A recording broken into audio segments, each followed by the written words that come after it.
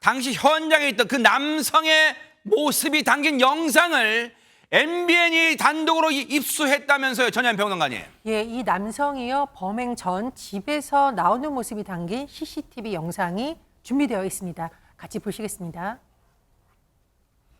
반팔 티셔츠 그리고 반바지에 슬리퍼를 신은 남성 보이시죠? 저 인간이에요? 그렇습니다. 꼭 집 앞 편의점에 가는 듯 아주 느릿느릿 마치 여유를 부리는 듯이 걸어가는 모습입니다. 잘 보시면 손에 뭔가 흉기로 보일 만한 것이 보이지는 않나요, 현재로서는. 그리고 혹시 발목에 전자팔찌를 차고 있냐, 전자기가 있는데 봤더니 그런 것도 착용하고 있지 않습니다. 네. 이 남성이 이렇게 한참을 걸어서 금천구의 한 공원 둘레길 입구에 도착했고요. 이후에 등산로로 향합니다. 지금 저 영상을 지금 방송사 중에는요, 최초로 MBN이 지금 입수했고요. 우리 MBN 사건팀에 손성민 기자가 발로 뛰었어요. 발로 뛰어 주변을 다 샅샅이 탐문해서 저 영상을 저 몹쓸 인간을 전 국민에게 낱낱이 알리고자. 저 몹쓸 인간, 저기 사람이에요? 저기 사람입니까? 저기 사람이 걸어가는 거예요? 저 몹쓸 인간을 낱낱이 고발하고자 발로 뛰어서 얻어낸 영상입니다. 그런데 세상에 이렇게 성폭행 범죄도 몹쓸 짓인데 지금 피해자가요, 의식 불명 상태라면서요, 백성원 변호사님. 네, 사실 어느 정도의 폭행이 있어야, 그리고 어떤 도구로 폭행을 해야 피해자가 의식불명의 상태일까? 이 범인이 범행을 범할 당시에 일단 너클이라고 혹시 아시는지 모르겠습니다. 이렇게 손에 이렇게 네 손가락에 끼는 금속성 재질입니다. 세상에. 그러니까 이거 굉장히 위험한, 사실 사람을 살해할 수 있는 그런 무기인데 그걸 양손에 끼고 피해자를 폭행을 했다고 합니다. 어머. 일단 그럼 왜 그걸 끼고 저곳으로 갔느냐? 처음엔 아까 그랬죠. 그 피해 여성이 나뭇가지를 밟고 넘어졌다고 횡설설했다고 하는데, 경찰 조사 당시에는 처음부터 성폭행할 의도로 저 곳에 갔다고 했고, 이 너클을 구입한 건 성폭행을 할 때 사용하려고 지난 4월, 그러니까 4개월여 전에 인터넷 통해서 구매했다. 그리고 피해자는 일면식도 없는 사이고 등산로에서 우연히 발견했다, 이렇게 진술했다고 합니다. 이게 지금 사람의 입에서 나오는 얘기예요, 여러분. 아예 대놓고요. 지금 들으셨죠? 지금 소름 끼칩니다. 성폭행할 목적으로 지난 4월에 그 너클인지 뭔지 아는 도구를 인터넷에 샀다는 거예요. 안진용 기자님, 세상에 이게 사람이 할 말이에요, 이게 지금? 정말 천인공노할 만한 일이 벌어졌는데요. 일단 이 너클이 어떤 무기냐면요, 고리로 된 금속형 형태입니다. 그래서 내 손가락을 끼워서 상대방을 가격하는 공격용 무기인데, 중요한 건 이걸 끼고 이 대상을 가격했을 때 기와장을 깰 정도로 엄청난 위력을 어머나, 발휘한다는 세상에. 거죠. 저희가 여러 사건 사고를 전달하면서 너클을 직접적으로 말씀드린 경우는 굉장히 드문데, 최근에 이 너클이 대중들한테 그렇게 낯설진 않다는 겁니다. 그 이유는 최근에 묻지마 흉기 난동으로 인해서 누리꾼 사이에 호신용품으로 너클을 추천하는 사례가 늘고 있다는 겁니다. 그래요? 잠깐 이거 볼게요. 잠깐. 물론 저희가 사실은 이게 애매했어요. 왜냐하면 이게 호신용품을 검색하면 최근에 이상한 강력 사건이 많다 보니까 국민들 사이에서 호신용품으로 저를 검색을 해서 실제 구입하는 분들이 많다는 거예요. 그런데 저희가 왜 뿌옇게 처리했겠어요? 이번에 범행의 도구에 사용됐다는 건 지금 저렇게 생긴 물건이에요. 안지용 기자님. 실제로 너클의 판매량이 최근에 크게 증가했다고 합니다. 그런데 중요한 건요, 저희가 지금까지는 호신용 무기로 알고 있는데 다른 나라에서는 이 너클을 공격용 무기로 해서 소지할 수 없도록 하는 방안도 추진하고 있는데, 세상에. 현재 이런 사건이 발생했을 때 우리 역시 이 너클을 어떤 식으로 또 관리를 해야 될지 고민을 할 수밖에 없는 상황입니다. 여러분, 얘기 들으셨죠?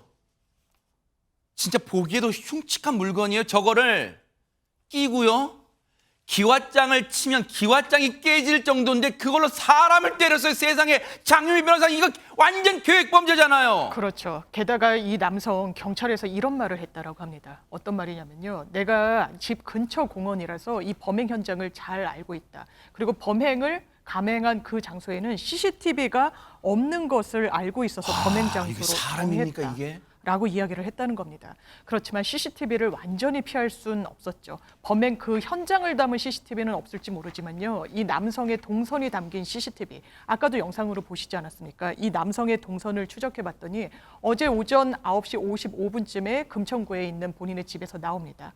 1시간가량을 걸어서 이 해당 공원에 도착을 했고요. 이 도착한 이후에 이 11시 1분쯤에 둘레길 입구에서 주변을 물색하는 듯한 그런 모습도 감지가 돼서 경찰은 계획범죄 쪽에 무게를 두고 지금 조사를 벌이고 있는 상황입니다. 지금 우리 손성민 기자가 입수한 저 영상 보면 해상도가 그렇게 선명하지는 않지만 손에 만약에 저 상태에 지금 너클이 없다면 저 바지춤에, 저 반바지춤에 주머니 어딘가에는 지금 너클이 있다는 거 아니에요. 세상에 저 터덜터덜 걸으면서 머릿속에는 온통 무슨 생각했어요. 저 더러운 범죄 생각한 거 아니에요. 저 나쁜 인간이, 저 인간입니까? 저기 사람이에요. 그런데 안진용이 된 범죄 저지른 인간들이 다 제정신 아니겠지만 정말 혹시 저 상태에 술이나 마약 이런 거 했을 가능성이 있습니까? 어떻습니까? 이 남성이 체포 직후에 횡설수설을 했다고 했죠. 게다가 최근에 마약 범죄가 늘고 있어서 충분히 의심해 볼 만합니다. 하지만 경찰이 그 체포 직후에 음주와 간이 시약 검사를 했지만은 음성 반응이 나왔습니다. 하지만 경찰은 국립과학수사연구원에 정밀 감정을 의뢰한 상태입니다. 또한 이 남성 성폭행을 저질렀죠. 그래서 과거 성범죄 전력이 있는지도 확인을 했는데 아까 영상에서 보셨다시피 반바지를 입고 있었는데 전자발찌를 착용하지 않고 있었습니다. 그 대상자도 아니었다는 거죠. 과거 군무이탈 혐의로 기소 유예를 받은 이력은 있습니다. 하지만 그 밖의 전과는 아직까지 확인된 바 없습니다. 지금 피해 여성은요. 그 당시 피해를 당할 당시 필사적으로 살려달라 비명을 질렀고 지금은 의식을 찾지 못하고 있던 중태에 빠졌어요. 백성문 변호사님 이런 인간 같던 짐승만도 못하니까 영원히 사회로부터 격리시켜야 되는 거 아닙니까? 일단은 뭐 지금 현재 조사된 저희가 지금 얘기하고 있는 이 상황만 가지고도 중한 처벌이 충분히 예상되는 상황입니다. 다만 이제 경찰에서는 수사를 좀 더 꼼꼼하게 해야 되는데 첫 번째는 아까 음주 상태도 아니고 마약도 아니고 거기다가 성범죄 전력도 없는 사람이라면 혹시 이 사람에게 어떤 정신병력이 있는지 과거에 정신병으로 치료를 받은 이력이 있는지 부분을 일단 무조건 확인을 해야 될 거고요. 네. 아까 장윤 변호사가 말씀하셨던 것처럼 계획범죄로 볼 정황이 굉장히 많습니다. 그러면 구체적으로 어떤 계획을 세워서 이 범행에 이르게 됐는지 그렇다면 본인이 검색한 인터넷 검색 기록이나 이런 것들도 꼼꼼히 확인해 봐야 됩니다. 그러면 뭐 휴대폰이나 혹은 뭐 컴퓨터나 혹은 뭐 태블릿 PC 같은 것이 있다면 아마도 디지털 포렌식 작업 등을 통해서 정확하게 다 확인해야 될 거고요. 뭐 일단은 경찰은 오늘 구속영장 신청한다고 하는데 영장 발부는 거의 100%라고 봐야 될 것 같고 제가 보기에 좀 꼼꼼하게 수사를 진행을 해서 정말 사회에서 오랫동안 격리될 필요가 있는 것으로 보입니다. 지금 우리 대한민국 어디로 가고 있습니까? 백주에 대낮에 인적이 많은 드문 것도 아니에요. 등산로 둘레길에서 이런 일이 벌어지고 있어요. 정말 반드시 저 몹쓸 인간은요. 중형이 선고되기를 눈 부릅뜨고 지켜보도록 하겠습니다. 영원히 격리돼야 돼요. 눈 부릅뜨고 지켜보도록 하겠습니다.